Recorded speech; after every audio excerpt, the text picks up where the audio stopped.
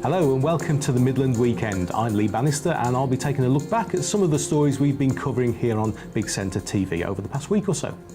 Now, all eyes were on the runway at Birmingham Airport last Easter weekend as the new Emirates A380 Airbus set out on its first journey from the region's airport. Just before it took off, we sent Lois Swinnerton along to have a look. Over 238 feet long, almost 80 feet high, with a wingspan of over 261 feet. It certainly is a head-turner. The A380 aircraft is 40% larger than any other Airbus in existence. The launch comes shortly after Emirates celebrated 15 years at Birmingham Airport, a partnership which is only growing stronger. I think there's been an excellent partnership between the two organisations. Emirates is a worldwide brand, and Birmingham is at the end of the route, we know that. But what they've done over here in the last 16 years is that they've taken small steps and created a very big market. And Dubai, with this aeroplane and the potential for more in the future, could make Dubai our #1 route. The aeroplane probably will generate about £80 million of gross value added into the region every year. So it's a great investment for Emirates, it's a great investment for the region, and the region will benefit. You can see behind me the sheer scale of the plane. The giant A380 Airbus will embark upon its maiden journey on Sunday. It's the first time the world's largest Airbus will fly to and from the region, upgrading its current daily Dubai service. Birmingham has grown and grown from back in the year 2000 when we started with a single daily service with just 278 seats. We've grown it to 3 flights a day, and demand keeps growing, so the obvious thing is to put a bigger aircraft on. The plane will carry 615 passengers in total. That's an additional 188 seats every day from Birmingham, another contribution to the growth of the airport. We're growing about 10% at the moment, which is the best growth we've seen in years. In fact, we've just had a record year. We should hit, all things being equal, about 10.5 to 11 million passengers this year, which would be great. But the long-haul traffic that's coming out of Birmingham is growing about 30%. And that's the real opportunity for this market, and it's a real fillip for the Midlands engine, as government's now calling it, is that we are exporting to the world, and people can do that through Birmingham Airport. And if you're wondering what there is to enjoy on the plane, well, passengers on Sunday's flight have a taste of luxury to look forward to. Those lucky enough to be in business class where we are now can enjoy lie-flat seats, and of course where we are now in the bar, they can enjoy a drink at the bar at any time during the flight. And one of the great things about this aircraft, it has Wi-Fi, so you can stay connected throughout the flight. And that might sound a bit of a pain in the neck, but for a businessman, it's important to keep getting his emails and replying to them where necessary. With only a few days left until the big takeoff, Birmingham Airport waits with bated breath. Lois Swinnerton for the Midland in Birmingham. Cool, it's massive, isn't it? Now, it was J.R.R. Tolkien Day this week, and Sarah Hall Mill in Moseley, where the author gained much inspiration for The Lord of the Rings, held a reading day for members of the public to attend free of charge. We sent Liam McConkey along to the mill to find out what was in store for fans. What does Sarah Hall Mill Museum in Moseley and J.R.R. Tolkien have in common? Well, quite a lot actually, as the mill inspired the Shire in his famous work Lord of the Rings. On Friday it is Tolkien Day, and as museum manager Wayne Dixon explains, there are plenty of activities to celebrate the day. The Tolkien Reading Day is an event organised on the 25th of March by the Tolkien Society that encourages fans of Tolkien's work to share their favourite passages, maybe read with friends, and also kind of a get-together to celebrate the life of Tolkien and what he means to people. And the 25th is an important day. It's the day in the Lord of the Rings when the ring's destroyed, and it's the Hobbit New Year. So the 25th is quite of a fitting kind of day. So this is our first reading day that we've actually had on site. So what we're going to be doing is having readings, having a guided walk around the childhood haunts of Tolkien, and also presenting a couple of illustrated talks on Sarah Hall and Tolkien and what it actually meant to him. The theme this year is immortality, life and death in the works of Tolkien, so we're theming our kind of talks and our readings along those lines. And what influence did Moseley and specifically the mill have on Tolkien? Tolkien moved here from South Africa in 1896, and it was what was originally meant to be a holiday turned out to be a permanent stay after the death of his father. So The young boy, his mother and his young brother Hilary lived here when it was still green countryside, and this was once part of the Worcestershire countryside, full of trees, the river and the mill. And as a young boy, he often used to spend a lot of his time trespassing, going on adventures, but also falling foul of the mill and the miller, in particular the White Ogre as they called him, which was the miller's son. And the influence he's seen in the start of the Lord of the Rings in Tolkien's own words, when he mentions the mill that used to be so important to him, and it's actually a reference to our mill. And it was the way of life that the people had, we think, in terms of this clean country way of life, this simple living that was to inspire the Shire and the hobbits. And it was kind of for him 4 years of adventures and 4 long years in endless summers that would look back on in later years when things were going quite badly for him, with a lot of happiness and a lot of sadness at the same times. But for Tolkien himself, these 4 years of the first contact with the English countryside would have been absolutely amazing for him. Sarehole Mill will be open free of charge on Good Friday for Tolkien Day from 12 till 4. Liam McConkey for the Midland in Moseley. Now, do these names sound familiar to you? We've got Euston Road, King's Cross Station, Mayfair and the Old Kent Road. That's the one that gives it away, isn't it? Well, they're probably most familiar to you if you've ever played the family board game Monopoly. But now these classic street names are set to change for players here in the Midlands. And better yet, it all ties in with William Shakespeare's 400th anniversary. Can you guess where it is that's got their own board? Roshni Patel knows. To pass go or not to pass go? That is the question. Having beat off 24 West Midland locations, including Shrewsbury, which was quite literally snapping at its heels, Stratford-upon-Avon has landed its very own Monopoly board. Stratford is an amazing place to have a Monopoly board. I mean, there's so many wonderful things here. The culture and the history is unbelievable. It was very, very close between Stratford and Shrewsbury. I mean, about 1% really. I mean, it was very, very close. Now that the roll of the die has gone their way, visitors to the town will be able to take a little piece of history right to their own doorstep. We all love taking a little bit of something back home with us that we've experienced when we're travelling, or even if it's just a day out. And these days with the global economy, it's so difficult to find something that you can't find at home. So having, very own Stratford-upon-Avon Monopoly is fantastic, because you won't get it anywhere else. The board will see the original streets of London handed over to historical town favourites. But what's most interesting is that this game is very much decided by you. So the voting is officially open now, so we really want all the public to get involved and tell us who they want to see on the board. At the moment it's a completely blank canvas. They can vote on anything, so they can vote for local schools, they can vote for local sports teams, attractions, all the culture, even their favourite shopping centres. Really anything's up for grabs at the moment. So from October, Stratford-upon-Avon will be following in the footsteps of London, Birmingham and Wolverhampton. But it remains to be seen what will take the place of Old Kent Road and what will become of Mayfair.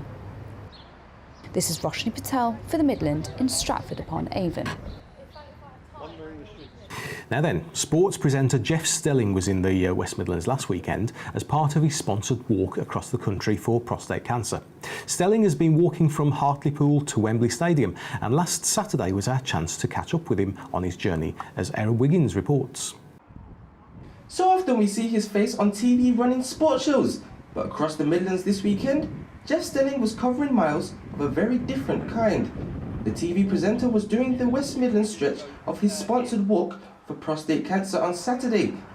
Jeff spent day 6 of his journey on foot from Hartlepool to Wembley, walking from Wolverhampton's Molineux to Birmingham City's St Andrews Stadium, stopping off at Warsaw's Bank Stadium along the way. In a journey that equates to 10 marathons in 10 days, just how is he feeling?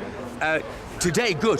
The first 4 days were absolute purgatory, but today and yesterday, pretty good. All the guys here said to me, your body's going to ache, you're going to be in pain for the first 4 or 5 days, and then your body will start to get used to it. And I thought, yeah, right, who are you kidding? But they're right, it has, you know, I feel really good. We've had people from the world of politics, Alistair Campbell, David Blunkett met us on the third day, Nick Clegg as well, and lots of other celebrities from Saturday, Charlie Nicholas has come on. But we've also got a lot of people who suffer from prostate cancer, battling prostate cancer now, have lost somebody to prostate cancer, no friends who've got it at the moment. So it is a great cause. And you know, when you get a bit down sometimes, your feet are hurting, your ankles are hurting, and you say to the guy next to you, why are you here? And he says, well, I've been diagnosed with prostate cancer and they've given me a year to live. You think, I'm not moaning about my feet anymore. Jeff's Men United march began last week, and doing the walk alongside him were a mixture of fans, members of the prostate cancer charity, as well as some ex-professional footballers. During the walk through Warsaw, they decided to stop off and chat with some of the local young talents. We've been lucky so far, the weather's sort of stayed off for us a bit. I'm just going where the big man goes because he's got the longest legs and I can try and keep up with him. And it's for a great reason, you know, prostate cancer. Jeff's done fantastically well. Started, Sunday last week from Hartlepool, and we're sort of just over halfway now. So yeah, we're all right. The blisters we're keeping them at bay. And Matt, being a goalkeeper, how does this feel for you? Yeah, what's it like being a goalkeeper? This is what I used to do in goal, innit? Just walk around basically, not have too much to do. But no, I've took my anti-inflam, so I'm all good. He's got the champagne on ice, so he's all ready to pop that bottle of bubbly. You know, it's really nice because the club docs here, chatting with all different fans. A lot of it's fans from Cardiff and that have come up because this is their nearest leg for them. Absolutely. People with their different reasons why they're supporting prostate cancer, and also it's just nice to chat football, isn't it? Alongside all of the fun, Jeff remains keen to acknowledge the importance of raising awareness of prostate cancer, an illness that affects nearly 50,000 men in the UK. I'm in a fortunate position, you know, that I'm sort of involved on the fringes of football. Football is a sport that is played by and watched by predominantly men, and men are the ones who get prostate cancer. It affects wives and families, of course it does. But we're just trying to get that message over that 1 man in 8 in the UK will get prostate cancer.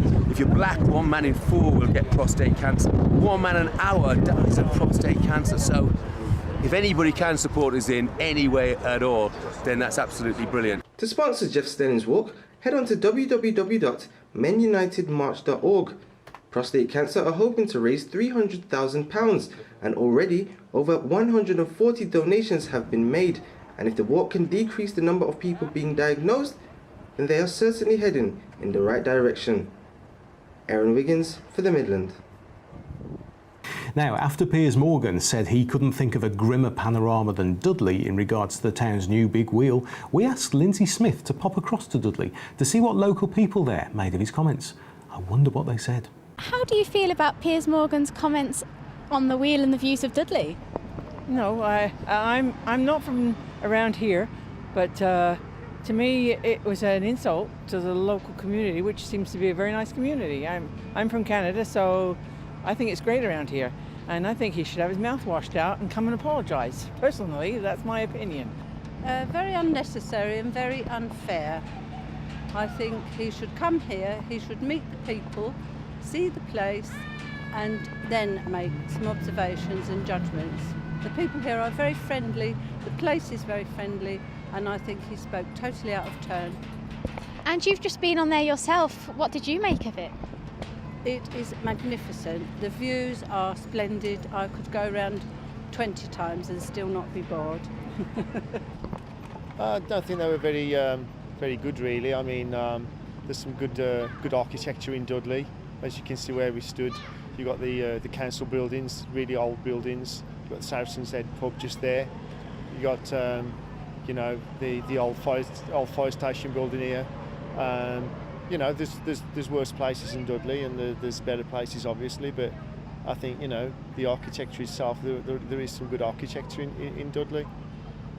Next, Virgin Radio has made its return to the airwaves, and to mark the occasion, it's a broadcast that will most likely go down in the company's history books. Roshni Patel has this report.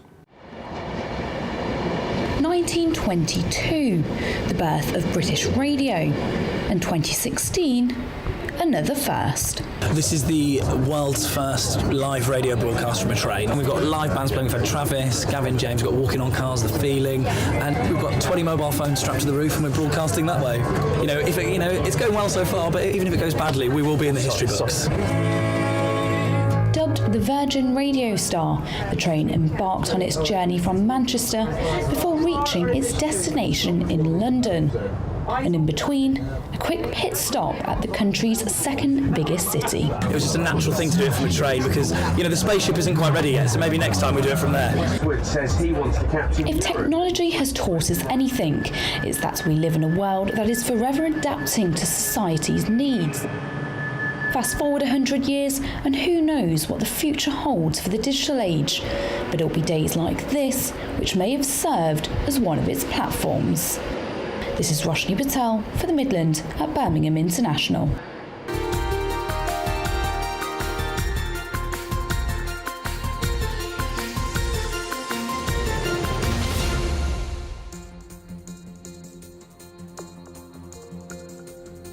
Welcome back. You're watching the Midland Weekend Edition here on Big Centre TV with me, Lee Bannister.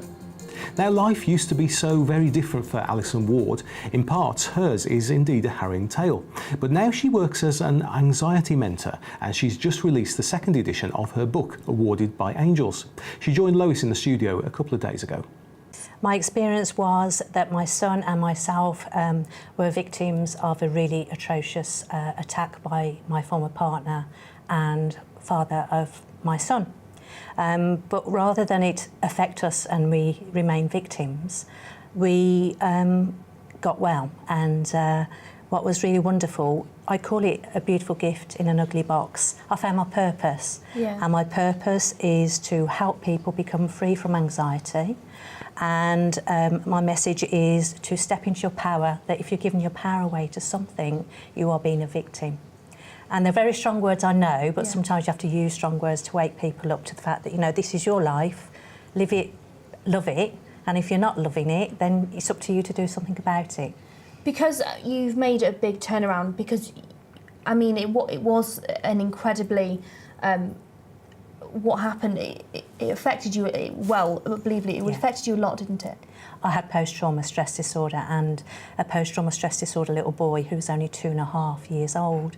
It was a knife attack as well as being beaten up, and it was horrendous. Our whole lives were changed overnight. Because you were stabbed numerous times, weren't you? Seven times, yes. And how did you manage to escape? Because am I right in saying when he arrived, he said, today's the day you're going to die? Absolutely, those were his words. Nothing short of a miracle. You know, when you look at it practically, how we escaped, it is incredible. Just at the point of where the final knife blows were going to be rained in, and you know, that would have been the end of me and my Sam. There was a knock at the door, and it was my neighbour who was a chef in an old people's home, and he was cooking their tea, and something told him to put his knife down and come home. And if he wouldn't have done, well, I wouldn't be here.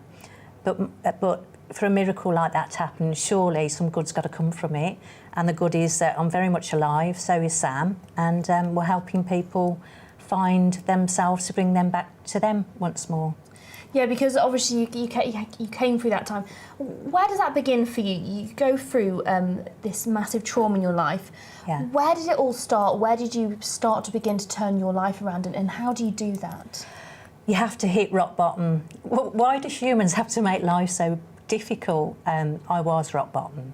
I became very separate from myself. I didn't recognise myself. I could look in the mirror and not know who was looking back. I thought I was absolutely repulsive, yet clearly I'm not. I felt that my children, I had 2 children, by the time that I really, you know, was in the dark place, and my husband, who wasn't the perpetrator, would be better off without me. And I was planning to end my own life. And I had a bit of a spiritual experience, which I talk about in Awarded by Angels.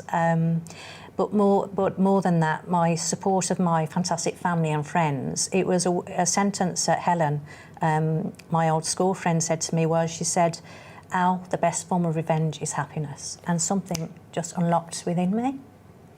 So I thought, you know, that's it. I've given him enough of my time. He's taken enough of my power away. I'm going to step into my power and say, you know, stuff you. This is my life, and I'm going to be happy. I'm going to make myself happy. And that, to me, is the best form of revenge. And so, I mean, you can see you've come a long way. You wrote the books. How important is it to you to be able to share your experience and help others? absolutely my purpose. I'm so passionate about helping people become aware of who they are. So many people feel that for them to be happy, they've got to wait for it to come along, but it's not true. When my second book, Bringing You Back to You, came out, one person contacted me and said, thank you, I've been waiting for things to happen. Well, you don't get a guardian angel jump out of the sky and say, here's £1 million, here's your golden opportunity, here's the love of your life. You're not going to get anything if you sit on your backside. So for me personally, it was a case of daily action, little baby steps, such as getting out of bed was a good start when I was with PTSD, which certainly is no longer with me, and taking absolute ownership and responsibility for my life. I mean, because the anxiety is a form of a mental illness. There is still a lot of stigma around that, and people recognising it in themselves that they've got it, isn't there? Absolutely. And what people don't realise is that anxiety is separation from yourself and from the world. And I believe that everyone in their life will have some form of anxiety. You know, we all go through bereavements, and when you are going through bereavement, you suffer anxiety. And we need to get over this stigma, because we need to be honest that there are times in life where we will have a mental illness. Hopefully it's not too long. But I also believe that if you get help from a really good GP, as soon as you realise it, that acknowledging that something is going on, that you know you're not fully yourself, is the first step of self-awareness and stepping into your own power and into your own happiness. And just touching back on your experience and the trauma that you had when you were attacked, we were saying the words he said to you were, "Today's the day you're going to die." I mean, what begins to go through your mind when you hear those words? I don't want to die, you know, and you don't want to die alone. And I've got so much to live, and I want to save my boy. You can see me getting emotional now. It's the words you never want to hear. And it was like watching a horror film and then realising that I was in it. And realising that that's actually now become reality. Absolutely. And I know that it's important for you. You're now an anxiety mentor. It's important for you to share what happened to you with the people that you mentor, isn't it? Well, it inspires them, and I like to let people know I'm real.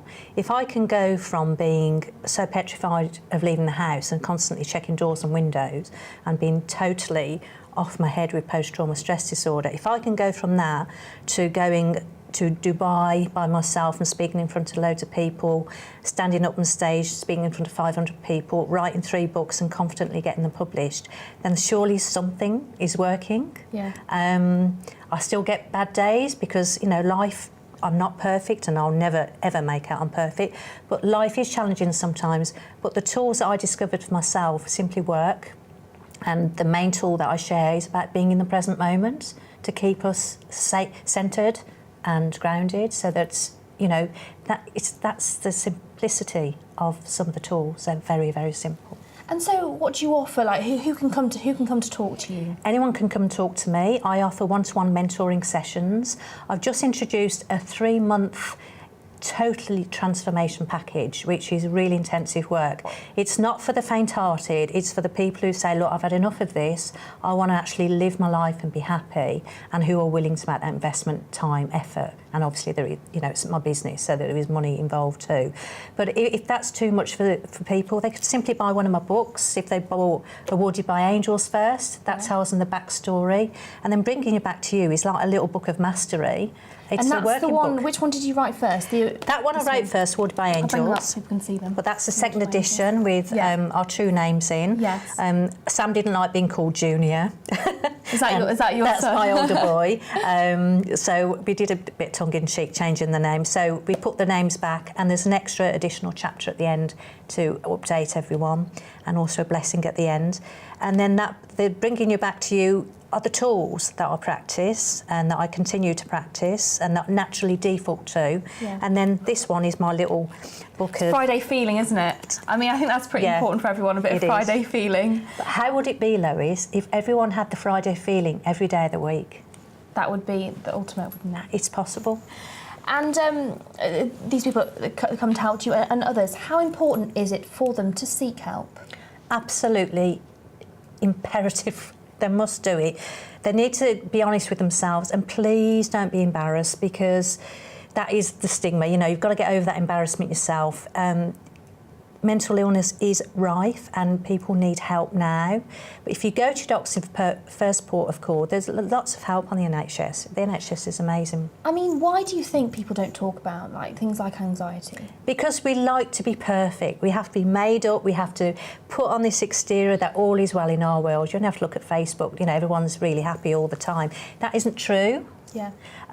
But, you know, if you learnt tools that you could integrate into your everyday life, and then when you do have a trauma hit you... My husband was really poorly before Christmas, and thank God for these tools, because it was such a challenging time, but they served me so well. So that's why, you know, I'm so passionate about what I do. And obviously your latest thing was the second edition of this. What have you got planned next? I know you've got the foundation that has been, you know, a dream of yours for a while. It's been a vision of mine for over 20 years, setting up a foundation which is going to be called the Butterfly Foundation UK. We're just hoping to get funding for it. We're asking for funding for it as we speak. And what that will do is going to provide beautiful, safe retreats and homes for a small period of time, up to 2 years. But the beauty of it is that they will gain access to experts and mentors like myself to give them confidence so that they can become whole again. Yeah. And they can then pass it forward in the community. So obviously they'll be able to live in these. They will at reduced rents. Yeah. Yes. And have access to mentors like yourself. Absolutely. I've got a fabulous. I've got so many experts in the field, and they'll also have some beautiful pampering sessions as well. So, and they will live in. They'll be beautiful homes. They won't be homes that have just been put together really cheaply. Because people need to feel good in their surroundings and their environment. I was offered a pigeon-infested flat after the awakening, and there's no way I could have lived in that. But they told me to lower my standards, and I said, this angel does not lower standards for anybody. And have you got any more books on the horizon? I am going to write a book about anxiety, specifically with anxiety. I believe there's quite a few more books in me that will come out at some point. Yeah. And just a final point now. What would you say to someone who maybe they're watching now and they're thinking, you know, I think I am suffering from anxiety? I would say it's okay. It's okay to admit it. You're safe and you're being really brave to admit it.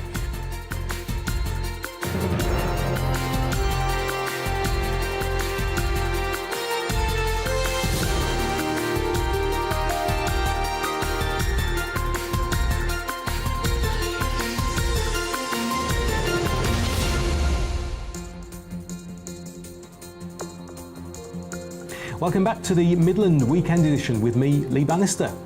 Now it's time to have a look at what else is happening in your community. Here's Natalie with me. Hello everyone and welcome to Lily and the Community Notice Board.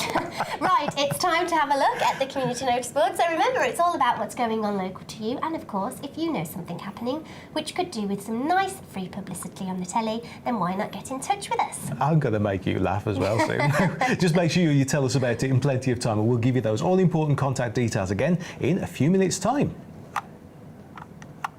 You didn't make me laugh. Sorry.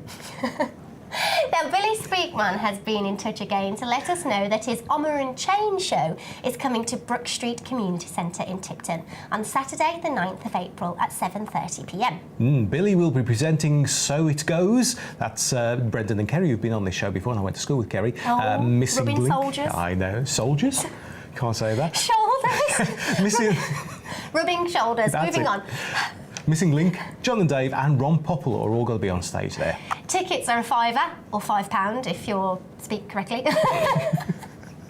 And you can find out more from Brook Street Community Centre in Tipton, and you can call them on 0121 557 0371. Listen, we're from the Black Country, we can't speak properly at all. Proper, that's it, yes. Now, Age Concern Stourbridge and Halesowen are looking for local people who are interested in attending their Bridge Drive event. Yeah, the session, which is being held on Monday the 11th of April from 10:30 a.m, is targeted at anyone who wants to play this intelligent card game. Bridge, you ever played? No. Neither have I. I had thing. I was like, what's the intelligent card game? And then you were like, bridge. I was like, oh yeah. I think I answered the question. That's the one, yeah. Tickets cost £12.50 and include the bridge games, refreshments and lunch. It's being held at the Age Concern in Elton Centre on St John's Road in Stourbridge. And for more information, why not give them a call on 01384 397 525. Yes, have a game of bridge. Now, the nominations for this year's Pride of Tipton Awards are nearly closed, and you've got until Friday the 8th of April to put forward names. The RSA Academy, Sandwell Local, Tipton Office, Tipton Police and the Pride of Tipton Community Group have teamed up to recognise those who've gone the extra mile for their local community. It is the 3rd year running, so if there is anyone, adult, youth, group, cat, dog, that you think should be recognised, maybe not cats and dogs. I think my dog should be recognised, but anyway. There's a story there. Please submit your application to pot@rsaacademy.org or call 0121 556 1351. You realise your dog is recognised every day. You go, there's my dog. Anyway. Was that you trying to make me laugh again? Yeah, it didn't work, did it? Okay. The attempt was funny. Thank you. It's not an April Fool's Day anymore, is it? A youth arts charity is holding a week of arts events in Birmingham to raise money to buy second-hand bikes for young refugees and asylum seekers. The Gap Arts Project is launching its Beyond Borders Week on Saturday, the 9th of April, at The Gap in Jubilee Centre in Digbeth. I kind of like the sound of this. I love things like this. Events will then take place at the nearby Centrala at Minreva Works in Digbeth until Saturday, the 16th of April. The Arts Week, organised as the Gap Arts Project's response to the refugee crisis, will feature an exhibition of postcard-sized artwork sent from as far away as Austria and including work by Stephen Earl Rogers, artists represented by New Art West Midlands and other artists from Birmingham and beyond. The artwork will then be sold in a secret sale where buyers will not know which artist has created which pieces until after the closing night. That could be quite exciting, couldn't it? Suspense. Oh, yes, we like that. Now, also included throughout the week will be photography exhibitions, a drama workshop and performance, film screenings, poetry talks and discussions, craft workshops, live music and more. So there is a lot going on. The Gap Arts Project will be raising money throughout the week with all the proceeds going towards the purchase of refurbished second-hand bikes, helmets, locks, lights and cycle maintenance training for young refugees and asylum seekers in Birmingham.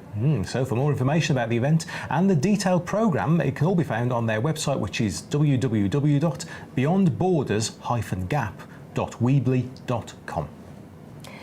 Birmingham's Race for Life organiser is issuing a war cry, rallying women across the city to join forces against cancer by signing up for a 5k, 10k or Pretty Muddy event. There's a lot of those around Pretty at the muddy. moment. Like pretty as in... No, pretty muddy. That's Pretty Muddy. Oh, right, okay. Like the thing we were talking about last week that Lois goes on. Oh, yes, yeah, go low. She loves Not as in go low, but go Lois. I know what you mean. Oh, okay. To help rally the troop, she's posed with wall paint on her face and the elaborate Race for Life warrior headdress decorated with feathers, studs and hot pink laces, which women can try on at the Race for Life Battle HQ. Activity at the Bullring on Saturday, April 9th from 11 a.m. Oh, sounds good. Now, it's Katie Barley, and she's the manager of the Cannon Hill, Cofton Park, Walsall Dudley and Solihull Race for Life She events. basically runs the Black Country. She's urging mums, daughters, sisters and friends to choose one of the city's 5k, 10k or Pretty Muddy events and help beat cancer sooner. Capturing the power and passion of Race for Life, Saturday's Battle HQ will give shoppers at the Bullring a chance to get made up to fight with hot pink lipstick, because you need that when you go into war, pink nails and the elaborate warrior headdress, which is decorated with feathers, studs and hot pink laces. Oh yes, we said, yeah. Will you dress like that? What, to go into war? Yeah. No, darling. Don't silly. I knew I'd get that answer. Now, as well as the chance to get battle ready, visitors to Battle HQ can capture their own picture of defiance in the specially designed selfie station, and they'll be encouraged to perfect their war cry. Have you got a war cry? Have a think about it. Is that the air raid? Sounds like an ambulance. oh man! I really thought I'd nailed that. Well, you can perfect it with the help of the Battle HQ drill sergeant to send out a rallying call to fellow female foot soldiers. I'm thinking a Beyonce song came into my head. I don't know. Who run the world? There you go. That would be my war cry. Yeah. Oh, okay, there we go. Queen Bee. Okay, so Cancer Research's UK's Race for Life is in partnership with Tesco for the past 15 years.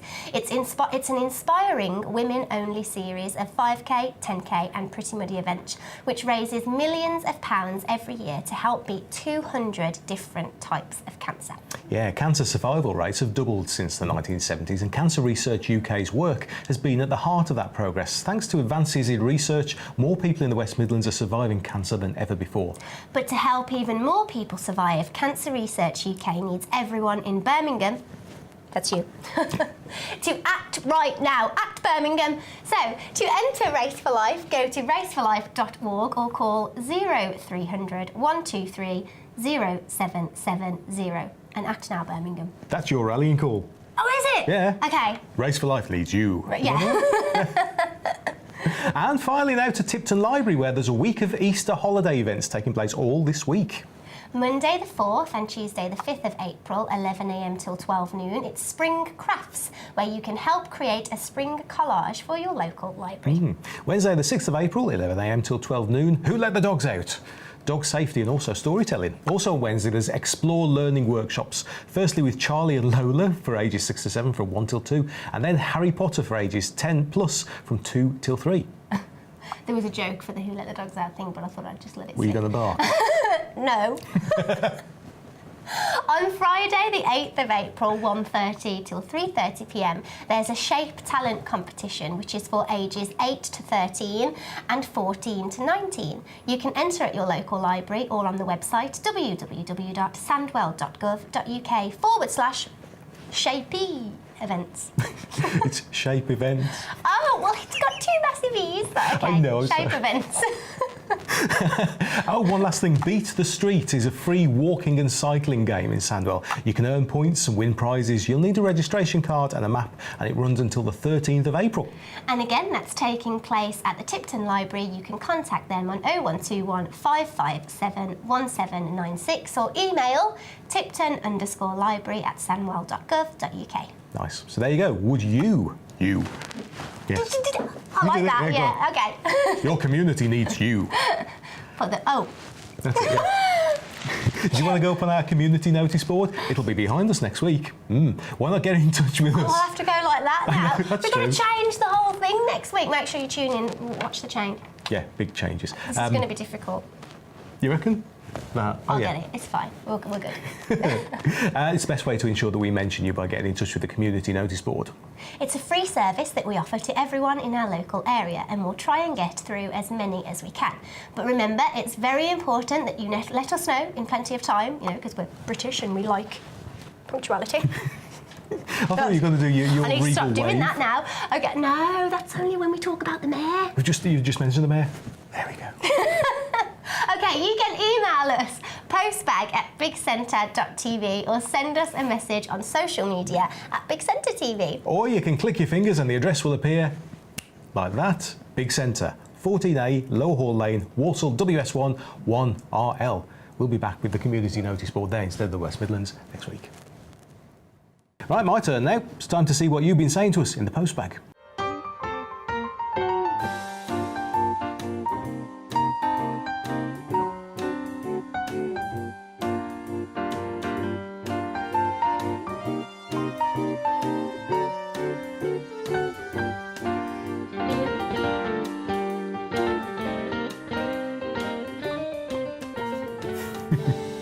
Right, well, now it's time to delve into the postbag to see what you're saying to us. Remember, if you want to get in touch about anything at all, then as I always say, I'm going to give you the details in a few minutes' time. So let's get on with it. Now, were you watching Big Centre over the big Easter weekend? Now, if you were, you might have caught our Easter special with the Birmingham Community Gospel Choir and presented by our very own Tafadzwa Mushipe, or Taffy to her friends. She's just watching this as recorded. She'll love this. Pete Benton saw it and he sent us a message to say, been watching the Gospel Choir that was just on, just like Big Centre TV's very own take on the BBC Songs of Praise. Thank you very much, Pete. And if you want to have another look at the programme, then you can pop along to our catch-up service on the website, bigcentre.tv. Next, Lee Stanley raises an interesting point. He says, why can't you put the details of the films you're showing on the website schedule and on the EPG instead of just putting they don't make them like this anymore or stuff like that? Well, I tell you what, it's a question I've been asked as well. So we put it to the people in the know, and they said, we're working on it. They also said the new website is new and largely still a work in progress. The EPG for some shows is not available in time to be built into the schedule. However, you should start seeing an improvement over the next few weeks, particularly with shows where the series is delivered in full. Now, I should explain a little about that. Many TV channels on Freeview and cable, like us, have to send their EPG information. That's the bit that you see at the bottom of the screen when you change the channel.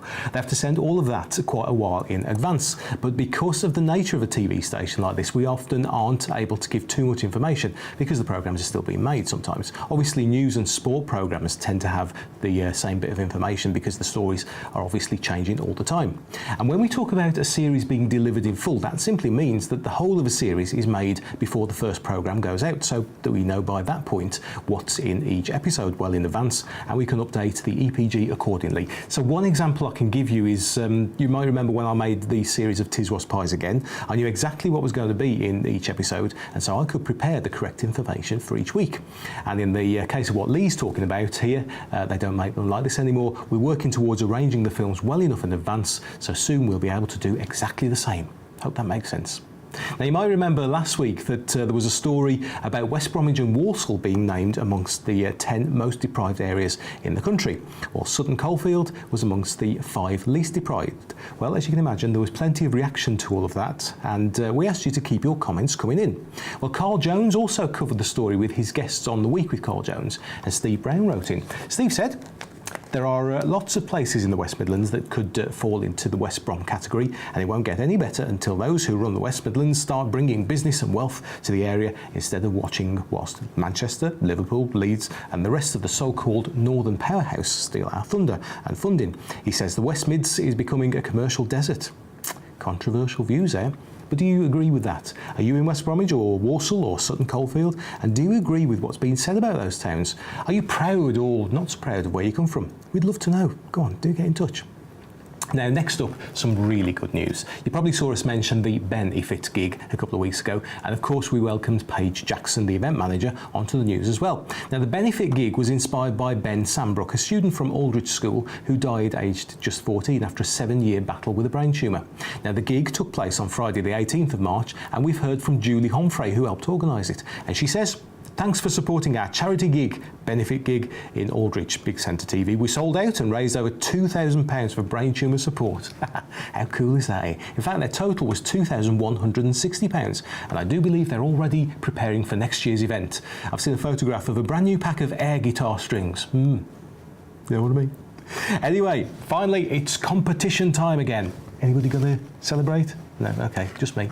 Now, Emma Eufera Ruiz has a lot to celebrate this year, having successfully opened her 4th authentic Spanish restaurant in 6 years, this time in the upmarket area of Edgbaston. Now, it's called El Borracho de Oro. And to celebrate their success, the largely Spanish team are holding an exclusive tasting event on Wednesday the 13th of April, and you could win a place. Now, the event is said to be a Spanish extravaganza, and it's going to raise money for Macmillan Cancer Support as well. So entry and delicacies from the new 2016 menu will be complimentary if you win, with the opportunity to donate to the charity. There'll be live Spanish music, and guests will be invited to review some truly creative dishes for 2016. The team will also reveal their exciting plans for 2016, so if you like the sound of this, then why not enter our free competition on the Big Centre Facebook page? All you got to do is like and share the competition post before 12 p.m. on Friday the 8th of April. Now, I'll give you a clue. It's currently featured at the top of our Facebook page, although if you don't happen to see it there, scroll down to the 23rd of March. That's where it is. Now, the winners will be selected at random once the competition is closed, and full terms and conditions are contained within the post on the Facebook page. There's no excuse not to read it. By the way, I did look up the translation, and El Borracho de Oro literally means the drink of gold. How nice. Right, that's your lot from Postbag for this week, but you know I've recently been banging on about changes afoot. Well, there are quite a few coming your way right now. Firstly, from next weekend, Postbag will have a new home. Now, you remember how Postbag used to be part of the Big Centre magazine? Well, that show is returning as The Big Magazine. Oh yes. Each week I'll be with you on a Saturday and Sunday with a more relaxed look at topical bits and pieces. Now, it's going to be on at exactly the same time as the Midland Weekend has been, so kind of right now really, which is Saturday and Sunday, 10 a.m. and 6 p.m. But those aren't the only changes. Now, you might remember I teased you with a picture of our logo recently. Well, over the weekend and from Monday the 4th of March, keep an eye on our social media pages and of course here on screen too. Hope you like it. And finally, and this is the important one to be fair, you've probably spotted the adverts we're running to say that we're moving channels. Yep, from Tuesday the 5th of April, you'll find us on Freeview Channel 7. We're on 8 at the moment, we will be on Channel 7. Now, you might need to retune your equipment to find us on the new number, and so information and advice can be found by going online or to the Freeview information page on Channel 100. Good news though if you watch us online or on Virgin, because those channel numbers aren't affected. It's just Freeview, so have a look at Channel 100, all right? So then, if you still want to get in touch with us, talk to us about anything at all, even if you just want to get your name on the telly, why don't you send in your birthday or celebration wishes? Yeah, maybe even send us a photo of whoever's celebrating. But do send in anything like that in plenty of time. I'm talking, you know, a couple of weeks beforehand. Also, what would you like to see? Is there anything you reckon you could help us out with, or if there's something we could help you with? Remember, we're your big local TV station, and we're talking to people across Birmingham, Solihull and the Black Country. We're at the centre of your area. That's where the name comes from, Big Centre. So look us up on social media, Big Centre TV, or you can email, still, postbag@bigcentre.tv, or just write to us. You remember how to do that, don't you? Here's the address. Here it is, Big Centre, 14A, Lower Hall Lane, Walsall, WS1 1RL. And as long as you get in touch, I shall see you next time here with another look into the Big Centre Postbag. And with that, it's the end of the Midland Weekend, because as I said just now, we're shaking things up a little, and at this time next week and every week, it'll be a brand new show, The Big Magazine. So stay tuned to find out what that's all about. Now, don't forget to join Bob Hall on Monday morning for our New Look News. He'll be with you from 8 until 9 and again from 10 till 11. Our bulletins continue at 1 and 5:30 and again at 9 with updates throughout the day. So do hope you can join us then. So from the whole team here, thank you for watching. Bye-bye to the old newsroom. And stick with us right here at Big Centre.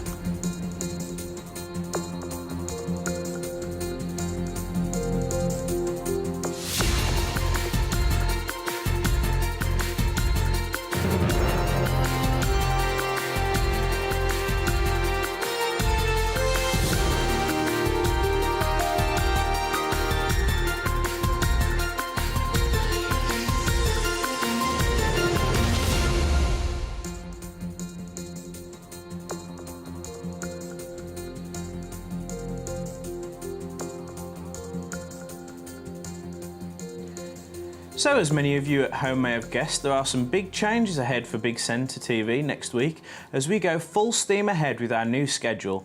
And we'd like to thank all of you who have joined us over the past year as we aim to be here with you for many years to come. So, from all of us here at Big Centre, we'd like to offer you a huge thank you and have a fantastic weekend. Oh, and don't forget to tune in on Monday to find out just what we have in store for you.